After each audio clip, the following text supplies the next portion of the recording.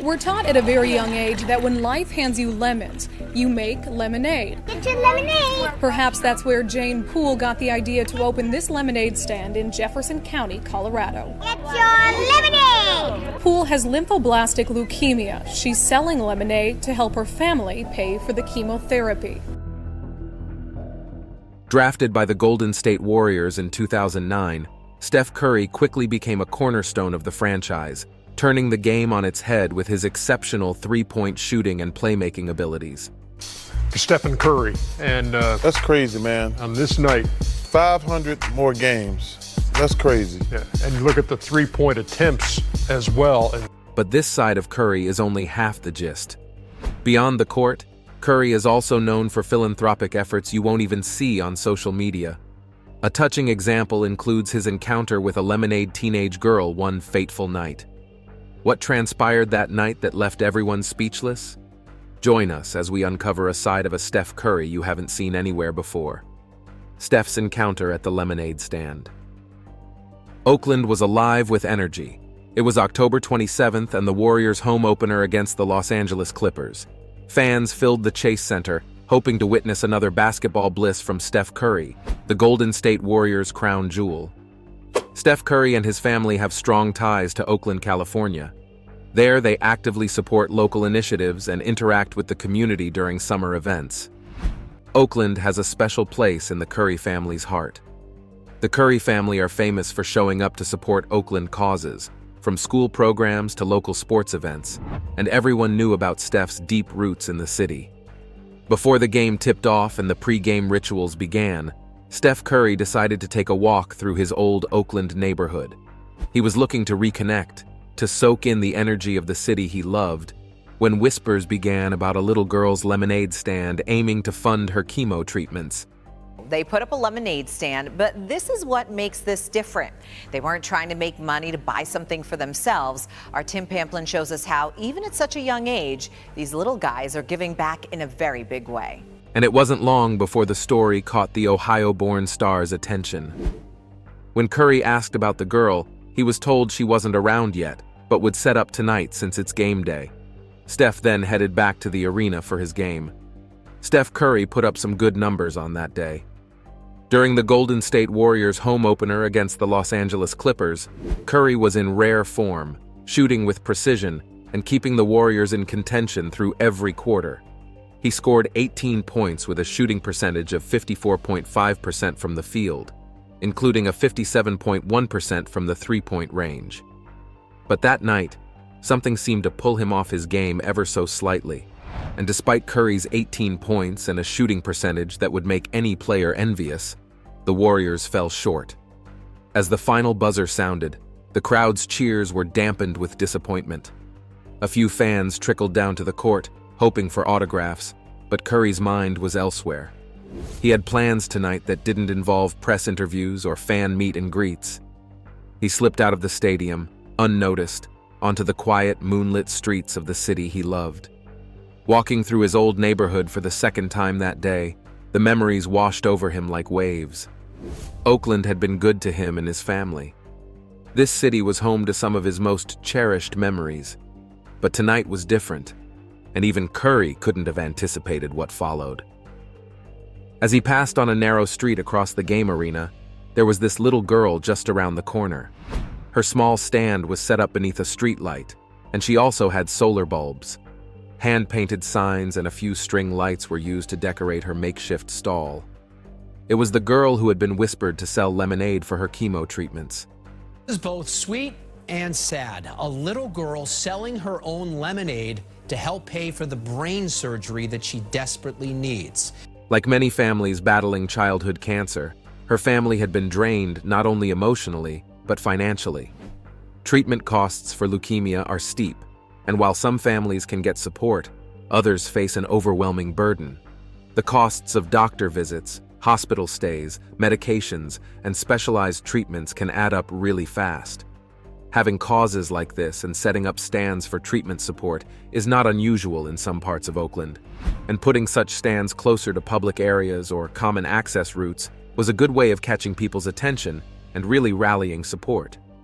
For this little girl, She wouldn't have anticipated the surprise she was about to receive. As people passed through that quiet residential street, Steph, also being among them, noticed a gathering of people around a little stand. As he made his way over to the solar bulbs, he saw the little girl pouring lemonade into cups for her customers with a big smile on her face. Her sign had caught his attention. It had an inscription that said, "Lemonade for Chemo." She wore a baggy Warriors jersey, Curry's number across the front, and a faded cap, hiding what he suspected was a head of hair worn thin by chemotherapy. She was very lively, demonstrating moves with the basketball that caused her customers to cheer. She was also giving free cups to anyone who could make the stand-alone basket behind her. For a moment, Steph hesitated, wanting to step back and leave the girl to her work, but he couldn't resist. The sight moved him. Here was a young girl, facing a battle no child should ever have to fight, and yet there she was, bravely serving lemonade with all the spirit she could muster. Imagine facing a death sentence with such a cheerful heart. Customers line up at the festival for a cup of her pink or yellow lemonade. She is donating the money she makes to St. Jude's Children's Research Hospital. How did this encounter play out? And what exactly did Steph do to the little girl at the lemonade stand in Oakland? Stay with us to know more. The encounter that left everyone speechless. As Steph Curry approached, the crowd went quiet, recognizing the NBA star. The girl looked up, with her eyes wide with surprise, as she saw Steph Curry standing in front of her stand. She couldn't believe her luck. While she was still in awe of who had visited her stand, Steph crouched down so he could meet her gaze, smiling at her, and asking if he could get a cup of lemonade. He also teased her, saying he's been told she sells some of the best lemonade in Oakland. She was speechless, but quickly nodded, filling a cup and handing it to him with a shy smile. Steph chuckled, accepting the cup she offered. The people nearby also joined in their warm smiles, and a tangible sense of affection filled the air. Steph had a chat with the girl for a moment, and she told him her name was Ava Martinez, clutching onto the arm of her lemonade stand. As Steph took a long sip, he nodded, pretending to scrutinize the cup she'd handed him. He then asked Ava Martinez how a Warriors fan like herself ends up selling lemonade for Chemo. He asked, hoping Ava would talk about her lemonade stand and possibly confirm the stories he'd heard earlier that day when he took a walk. When he asked why she'd started it, she really confirmed the whispers he'd heard earlier. She explained in her small but determined voice that she was raising money for her chemo. She went further, saying she wanted to help her mom and dad and wasn't just ready to take her leukemia diagnosis like a tragedy waiting to happen. She was going to be brave, even if it was one last time. At this point, Ava sighed as the memories of the day the news was broken to her came flooding back. She had been diagnosed with leukemia for over a year and told Steph that she was going to keep working until she could go back to her basketball team, where she was the starting point guard. Steph then switched up the conversation by telling Ava that not just anyone can be a starting point guard. He then proceeded to ask what her best move was. The girl's face now lit up as she described her dribbling drills, her signature crossover, and how she'd been working on her shooting technique, inspired by him. She aspired to be a three-point shooter, just like Steph, and watched all his games whenever she had the chance. Now I want to move on to Steph Curry because he broke James Harden's record for most three-pointers in a single month. 85 trades, just 13 games. The month isn't even over yet. They've got 2 more games left in April. Even though there was no assurance she was ever going to play pro, Ava said she was always hopeful. She also explained how she read some inspiring leukemia stories to deal with the negative thoughts. She made mention of the Roman Reigns story and how it encourages her to believe she could beat it. Everyone around was speechless when they heard what Steph said next. They talked for a few more minutes, and Steph told her he was going to do more than just buy a lemonade from her. He spoke of how he wants to make sure Ava gets back on that court and show everyone just how tough she was. Ava looked up at him, and her expression was a mix of gratitude and disbelief. Steph was visibly moved. He knew the impact of health struggles and had seen families affected by childhood illnesses. His own wife, Aisha, had talked about her struggles after their kids were born, and both of them had poured their hearts into supporting families in need. After her own experience with postpartum depression, she made it her mission to raise awareness and help others speak openly about their struggles. She believed in lifting up families, just as her foundation did in providing kids with resources to thrive. News of Ava's lemonade stand spread, gaining traction across social media and local news outlets. Warriors fans, touched by Ava's story and Steph's involvement, started posting messages of support. The hashtag Lemonade for Ava began trending, and donations started pouring in, little by little. By game night on November 10th against the Oklahoma City Thunder, the arena buzzed with excitement, not just for the game, but to see what Steph Curry would do next. When he stepped onto the court for the warm-up, fans noticed something different. Steph was wearing a pair of shoes with the hashtag Lemonade for Ava written across the sides. He glanced at Ava, seated courtside with her parents, giving her a little wave that made her give off a warm smile. Steph's numbers that night were insane. With his teenage fan with a lemonade cup in the stands, Curry excelled with 36 points, shooting 56.5% from the field and hitting 53.8% of his three-point attempts. His wife, Aisha, also speaking about the incident, said the girls got a heart like no other. As the days went by, the donations continued to grow, and soon, the Warriors organization itself joined the effort. They pledged to cover Ava's treatment costs and announced a new initiative in her name to support pediatric cancer research. Ava's story inspired hundreds, bringing a deeper sense of community to Oakland. She continued her treatments, but returned to the basketball court as soon as she was able, filled with courage and newfound strength. She has also spoken about how she couldn't have done this without her idol's support. Each time she laced up her sneakers, she thought of Steph's encouragement, and she began to believe that she too could inspire others through her own journey. Through his quiet generosity, Steph Curry reminded the world that a true hero isn't just someone who excels in their profession, but someone who uses their influence to lift others up. For Ava and many others like her, he was more than a basketball star.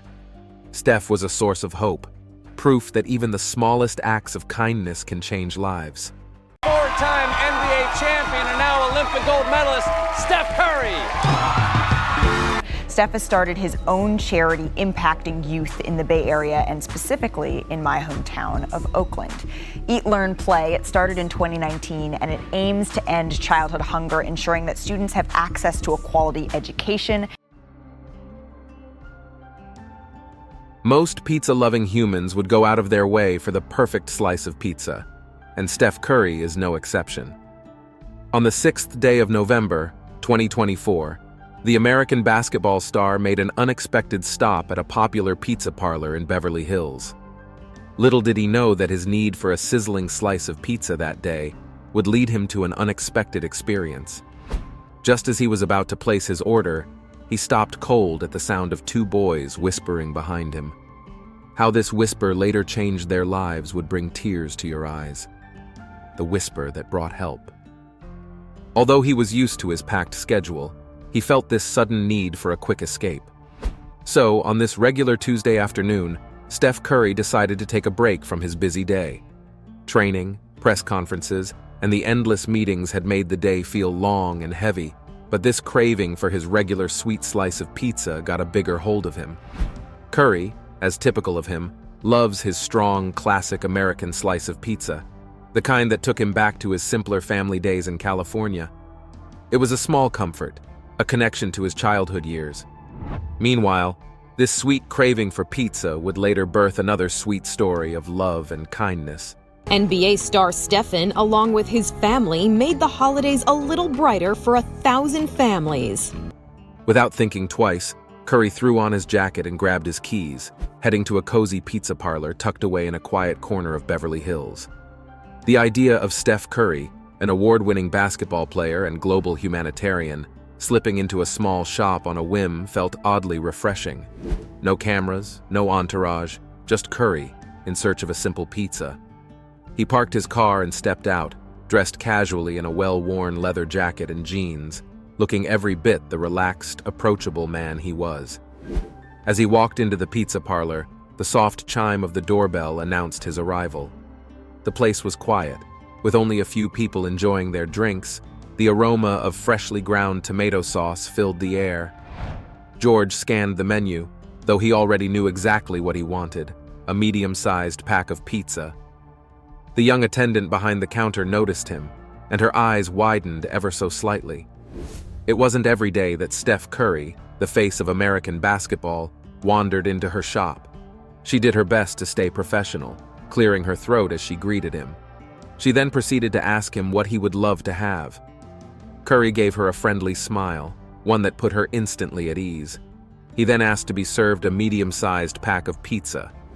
She nodded, punching in the order with a bit of a starstruck daze, then handed him his receipt and told him it'd be ready in a moment. As he waited, Curry let his thoughts drift. He had just been nominated for the NBA Most Valuable Player for the 4th time. There were so many pieces to juggle between basketball training schedules, charity work, and family life.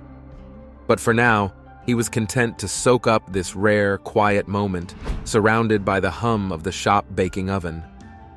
No one seemed to recognize him, and he relished the anonymity, waiting to eat his pizza without interruption. Yet out of the corner of his eye, he noticed 2 young men at a nearby table, sneaking glances and whispering urgently. Steph Curry wasn't paying much attention at first, assuming it was just typical teenage chatter, but something in their hushed voices caught his ear. One boy, speaking quickly and nervously, said that he and the other boy would have to rob the shop. If they didn't, they would die hungry, and their mother would find nothing to eat till she died on her sickbed. Curry blinked, suddenly more alert. He turned his head slightly, just enough to listen more closely without drawing attention. The other boy, his younger brother, sounded worried as he asked the older one what their fate would be if they got caught, since it's common knowledge that worse things happen to thieves. The word steal hit Curry like a shock. He glanced over at them, trying to get a better look without seeming obvious. They were just kids, maybe 13 or 14, hunched over their table, carrying a weight far too heavy for kids their age. The older one, looking determined but scared, leaned closer and whispered to the younger one that they only needed to steal some food and get just some cash from the register. He assured his brother that no one would know. He claimed they needed it, and he didn't know any other way to get the money. Curry's mind raced as he listened. This wasn't just teenage mischief. There was desperation in the boy's voice, a fear that spoke to a lack of options, and when they mentioned their mom, Curry's heart sank. He could tell these kids were considering something serious, something that could get them into real trouble. He knew that look, that tone, the fear of not knowing where else to turn. These boys were on the verge of making a decision that could change their lives forever, and Curry realized he might be in a position to help. The pizza parlor attendant handed Curry his pizza, but he barely noticed. His focus was entirely on the 2 boys. He overheard the younger boy's voice, trembling, saying to the older one that he wouldn't want to do this. And the younger one wondered what their fate would be if someone got hurt. The older boy took a deep breath and assured him that they would be fast about it. He promised him that no one was going to get hurt. He claimed they desperately needed the food to feed themselves and their mother and cash to pay for the medicine. From this conversation, Curry got hold of 2 words: food and medicine. Those were the keys. Their mother wasn't just sick. She urgently needed the medicine they couldn't afford and also needed food to feed their stomachs. Curry felt a tug in his chest, a deep empathy.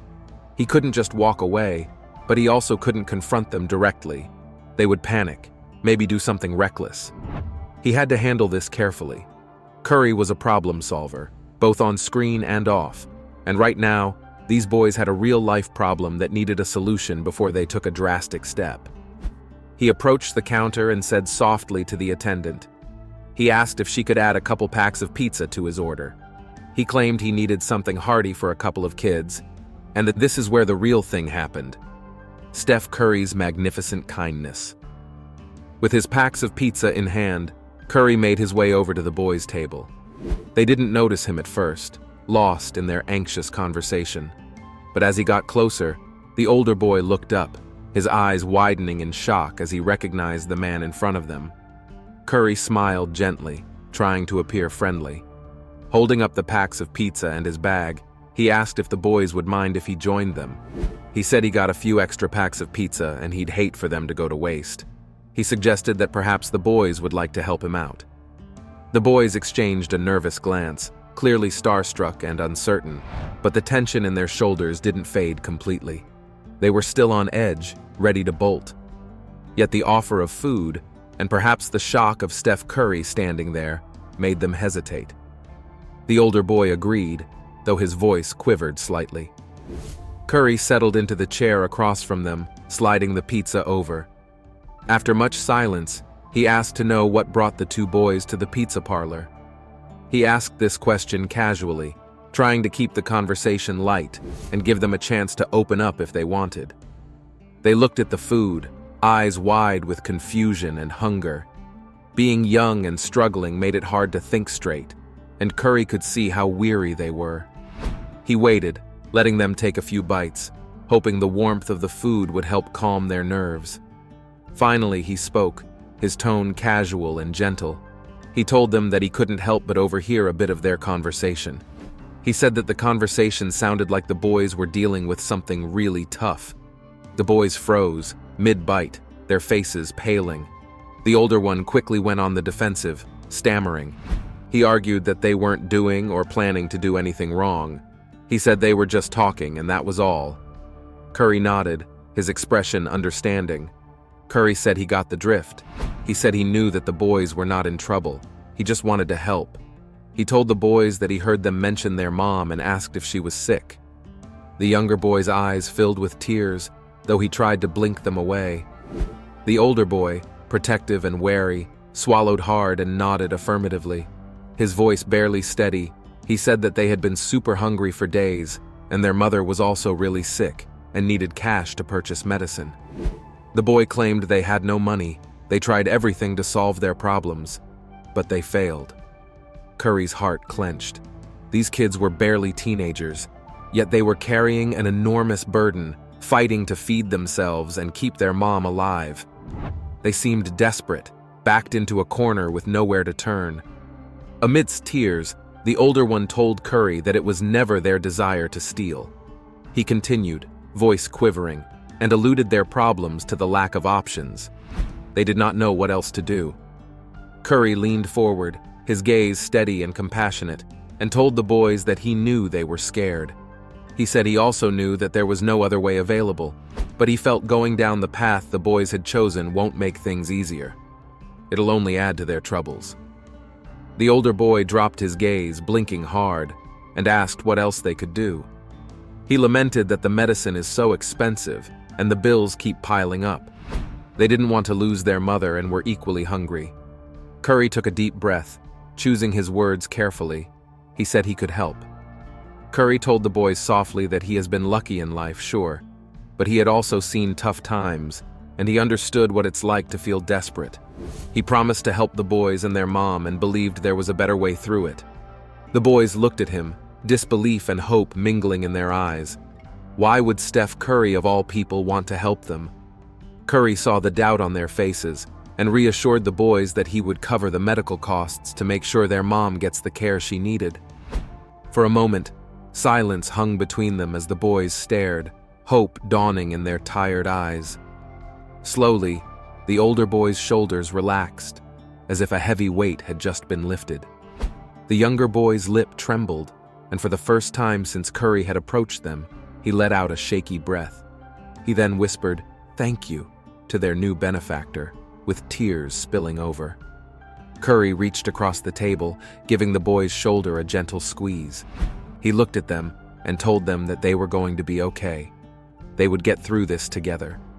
In that moment, Curry knew that this was where he was supposed to be, not on a basketball pitch or in a meeting, but right here, helping these kids in their moment of need. And this is not even the first time Curry has done something so kind. After watching the reel, they bombarded Aditya with questions in the comments session, inquiring about what the Indian had done to gain Tom's attention. They were also very eager to know how Aditya had gotten Tom Cruise to spend as much time as he had spent with them in the video. To satisfy their curiosity, Aditya gave a brief explanation of how it all happened. According to the Indian, they had unexpectedly encountered the Hollywood megastar at a London heliport, while taking a stroll around the area. As Tom got down from his helicopter, it became clear to Aditya and his friends that the familiar man being ushered to a black luxury car was indeed the famous actor, Tom Cruise. Almost immediately, they made a decision that completely changed their lives. Without any hesitation, they rushed towards the actor, pleading for a chance to get a picture of him. Tom gave them one good look and decided to give them more than what they had asked for. With a wide grin plastered on his face, the star posed with the fans patiently, exuding his trademark charm as he took pictures with them one by one. To Tom, it was just a nice gesture, but to the Indian fans, he was unknowingly making their dreams a reality. In the video, the fans can be heard conversing in Hindi as they ask each other to hurry up while clicking pictures with Tom. As Tom finally bids them farewell and drives away in his black luxury car, one fan seizes the opportunity to ask him a burning question about his renowned spy franchise, Mission Impossible. Mission Impossible: Dead Reckoning Part 1 hits theaters today and in a special preview screening at Atlantic Station. With curiosity brimming, they inquire whether the helicopter he arrived in is the same one featured in the Mission Impossible series. Tom Cruise, with his characteristic warmth, responds, "Different one," before bidding adieu to his enthusiastic fans. The encounter has left many Instagram users buzzing with excitement, with comments flooding in expressing awe and admiration for the fortunate fans. One user gushed about how lucky Aditya and his friends were to have met his favorite star, while another lamented that she has been waiting for years to meet him, but to no avail. All in all, the commenters were all thrilled to see their favorite star being so friendly with fans and couldn't wait for when it would be their turn. Actors and famous people alike have been rumored to always keep their fans at arm's length regardless of the situation. Some fans have been lucky enough to get an autograph or have the star walk into their picture frame at just the right time. But not many have had the kind of experience Aditya and his friends had when they met Tom Cruise in London. The actor's affection towards them has not only earned him more followers and admirers, but his fans have started to see him in a different light. Not as someone they didn't stand a chance with or someone inaccessible like other celebrities, but as someone they look forward to meeting either accidentally like Aditya or intentionally. But it seems like Aditya and his pals haven't been the only ones to have such a nice encounter with the famous Tom Cruise. Here's where things start to get interesting. In the glittering world of Hollywood, there are few stars as adored and sought after as the charismatic Tom Cruise. With a global fan base spanning continents, admirers often go to great lengths to glimpse their favorite celebrities. From globe-trotting to enduring long hours of waiting, these enthusiasts spare no effort to meet their idols in person. Genuine fans, it would seem, cheering, screaming, waiting for hours just for a glimpse of Hollywood superstar Tom Cruise. Getting a glimpse of these stars, or hopefully a picture, was a good enough reward for the lengthy hours of wait. However, at the highly anticipated premiere of Mission Impossible 7, one passionate woman had an unforgettable encounter with her lifelong crush, Tom Cruise. The star-studded event became the backdrop for a heartwarming moment that mesmerized both Cruise and the fans.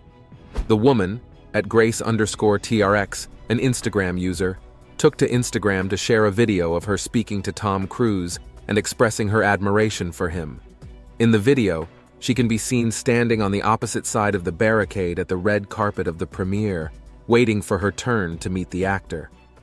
When she finally got a chance to interact with the actor, she first of all gave him her heartfelt wishes on his birthday. When that was out of the way, she warmly greets the actor before revealing that her mother had a crush on Tom Cruise 30 years ago and playfully admits that she shares the same admiration for the actor.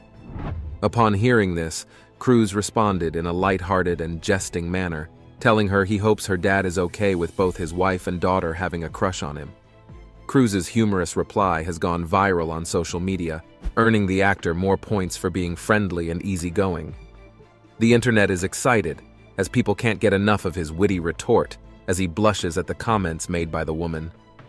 Since being shared, the post has garnered an impressive 2.8 million views and received 4.7 likes. One user affectionately described Tom as a generational crush, while another user playfully noted that Tom has become a villain for the woman's dad. Grace also attached a long caption to the video, describing how she had the sweetest moment with Tom Cruise at his Mission Impossible 7 premiere. Cheers and applause coming from a Mission Impossible movie. After all, there are over-the-top action sequences and special effects, but the cheers and applause coming from a screening of Mission Impossible Dead Reckoning Part. She pointed out how much meeting the star meant to her because she had loved him as an actor and his movies since high school. His undivided attention to listen to her story, him reaching out to squeeze her hand gently, it all made her feel like she was the only person there. She also added that he returned to her to check that she had taken the perfect photo of them after he had already moved on to other fans. That's not all. Another Instagram user commended her for sharing her story before such a legendary figure, expressing admiration for Tom's attentive and classy demeanor. Knowing how busy celebrities always were at events like the one Grace had met Tom, fans were amazed at the actor's choice to give Grace as much attention as she needed. Someone else praised Tom for his listening skills and explained why he is indeed a movie star. Being able to listen wasn't just a good trait in acting, but in a person's day-to-day life, and fans of the actor were glad to know his good qualities weren't just for the camera. A fifth user humorously shared that they would have been speechless if they were in her shoes, forgetting how to speak in front of Tom. But then, who wouldn't be? Another user humorously added, "My man stole both the generations," appreciating Tom's timeless charm. Grace's affection towards the actor was seen as natural due to the fact that almost every woman on the planet has had and still has a crush on Tom, but hearing about her mother's crush fascinated the fans. A 30-year-long crush was all that was needed to solidify Tom's charm and ability to make women swoon over him. Not long after the meeting with Grace, Tom surprised moviegoers at theaters in several locations, greeting fans who showed up to see the latest installment in his popular action franchise, Mission Impossible: Dead Reckoning Part 1. Mission Impossible Dead Reckoning, and it's, I really do encourage people to see it on a big screen because the sound, the colors, the immersive experience and communal and community experience is there for everyone. Thanking fans for being there for the screening, Cruise added, as seen in video footage shared by the Atlanta Journal-Constitution, that he knows the fans definitely dream of moments like this, and it felt amazing for him to be a part of it. He also told them he hopes they enjoy the film because the main reason it was made was for them, his fans. Tom's interactions with his fans has made the actor well known and deeply loved all over the world, as his fans always keep hope alive that they will one day get to meet their favorite star. The ones that have already been lucky enough to meet him hope to be able to do so again, and this time around, get to maybe have coffee or even a drink with him. Being loved as a movie star and as an individual appears to be a big feat for Tom Cruise, and his ever-loyal fanbase can't agree less. Contrary to what is widely believed about fame changing a person, Tom has proven to be the opposite. But how did he get to become such a popularly known and loved superstar with such a strong fan base? Stay tuned because this next part is sure to keep you glued to your screens. Tom Cruise, the man and his fame. Dating back to the 1980s, Tom Cruise has been one of the most prominent movie stars in all of Hollywood. After developing an interest in acting during high school, he rocketed to fame with his turns in Risky Business and Top Gun, earning himself a place in the big leagues. Cruise has since become an action movie veteran, counting the Mission Impossible franchise, Edge of Tomorrow, and Top Gun Maverick among his many successes. The four-time Oscar nominee has also earned acclaim for his performance in Born on the 4th of July, Jerry Maguire, and Magnolia. Off the silver screen, Cruise is one of the most high-profile members of the Church of Scientology and has been married to fellow actors Nicole Kidman and Katie Holmes. But who was Cruise before all these happened? Let's dive deeper into the life of the movie star. Thomas Cruise Mapother IV, better known as Tom Cruise, was born on July 3, 1962, in Syracuse, New York. The third of four children, Tom was the only son of Mary Lee South and Thomas Cruise Mapother III. Tom's mother was an amateur actor and school teacher, and his father was an electrical engineer who ran a workshop by the side. His family moved around a great deal when young Tom was a child to accommodate his father's career, and because of this, Tom found himself at over 6 schools before he became a teenager. When he was 11, Tom's parents divorced, and the children moved with their mother to Louisville, Kentucky. After she remarried, they had to move once again, and this time, they ended at Glen Ridge, New Jersey, where their new lives began. Just like his mother and 3 sisters, Tom suffered from dyslexia. He was diagnosed as a dyslexic at age 7. When Cruz finally closed the door on his academic life in 1980, which made academic success difficult for him. He excelled in athletics, however, and considered pursuing a career in professional wrestling until a knee injury sidelined him during high school. At age 14, Tom enrolled in a Franciscan seminary with thoughts of becoming a priest, but he left after a year. Although the actor initially withheld most information about the incident that soiled his priesthood pursuits when he became famous, a former classmate later brought things to light. According to classmate Shane Dempler, both himself, Tom, and a few other students were forced to leave the seminary after the priests discovered they had taken booze from where it was secretly kept. Although Shane and Tom didn't drink from it, they had faced the same punishment as the boys who actually indulged in the act which put an end to that dream. Tom, however, wasn't exactly in sync with everything Shane had revealed to the media. He admitted they had been sent away from the seminary because of the incident Shane mentioned, but that wasn't the reason he had refused to become a priest. His decision to stop in the pursuit of that path was a personal choice he made, and he wasn't interested in sharing his whys. Shifting the focus back to young Tom, there's still so much more to cover. By the time Tom got to 16, a teacher encouraged him to participate in the school's production of the musical Guys and Dolls. Although he was reluctant at first, after he won the lead of Nathan Detroit, Tom found himself surprisingly at home on the stage, and right then and there, a career was born.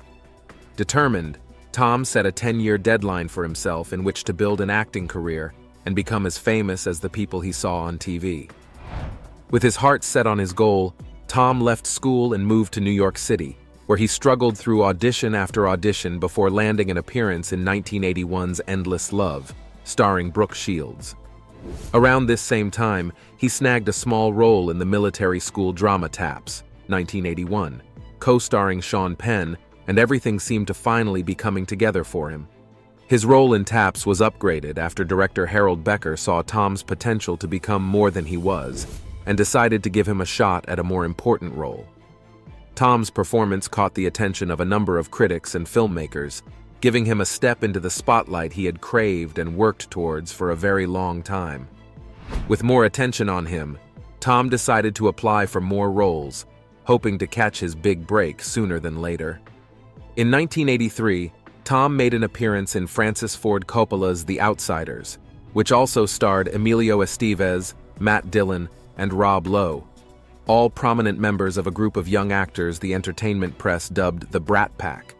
The movie wasn't well received, but it allowed Tom to work with an acclaimed director on a high-profile project.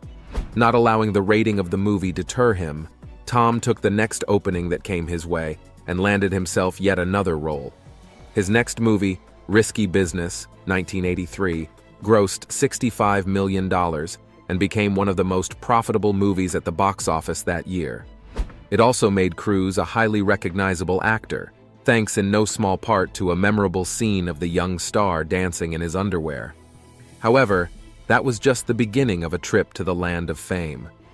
In 1986, after a 2-year hiatus, the budding actor released the big-budget fantasy film Legend, which did poorly at the box office, yet another setback. But as always, the star didn't allow that discourage him, and by that same year, Tom's A-list status was confirmed with the release of Top Gun, which co-starred Kelly McGillis, Anthony Edwards, and Meg Ryan. The testosterone-fueled action romance, set against the backdrop of an elite naval flight school, became the highest-grossing movie of 1986. Tom followed the tremendous success of the original Top Gun with a string of both critically acclaimed and commercially successful films. First up was The Color of Money, 1986, with co-star Paul Newman. Then Cruz worked with Dustin Hoffman on Rain Man, 1988. Tom's next role, as Vietnam veteran Ron Kovic in the biopic Born on the 4th of July, 1989, earned him an Academy Award nomination and a Golden Globe for Best Actor.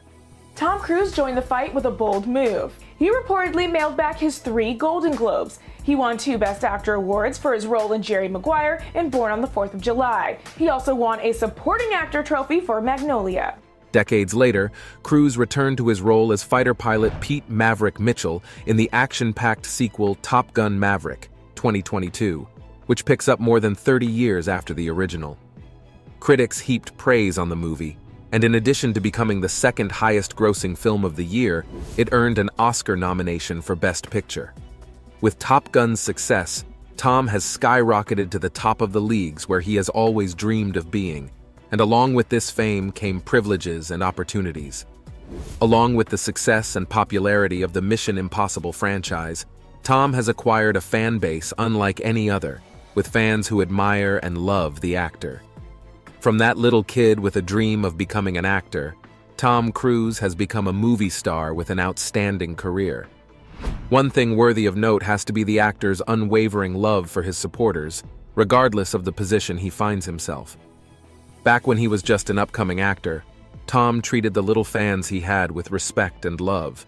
He always tried to interact with them at every movie premiere, taking pictures and thanking them for his hard-earned success. But that affection didn't just revolve around the fans. Tom also extended it to his colleagues in the industry. Here's how. Back in the day, when Zac Efron was in his post-high school musical phase, trying to break out of the teen star shell, Tom graciously taught him how to ride a motorcycle. As Zac sat down with the now-defunct Details magazine for a cover shoot, he recounted how Tom taught him how a motorcycle engine worked and showed him the hangar with his dozens of pristine bikes, including the Triumphs he rode in the Mission Impossible movies. Not only was the experience thrilling for young Zac, he ended up learning how to ride a motorcycle. Tom once again extended a hand of kindness when he helped Mummy co-star Jake Johnson get in shape. In an interview with Thrillist recently, Jake talked about how Tom wanted him to work out with him and get in shape for the movie. Jake also revealed how lots of people had told him in the past, including New Girl, that he needed to lose weight and stay in shape without thinking of how hard the whole process was for him. But regardless of this, Tom invited Johnson to his gym, the Pain Cave, and informed him that he would be training with him and my trainers. Jake was also offered a food plan with Tom's chef to help him get fit, which he gratefully accepted. When someone on the Mummy set insisted that Jake wait until after Tom was done working out so the star could have the gym alone, Tom was furious. He reprimanded them and told Jake he was always welcome to train whenever he wanted, and it didn't matter if he was there or not. The training was vigorous, Jake admitted, but by the end of the day, he was fit in time for the movie.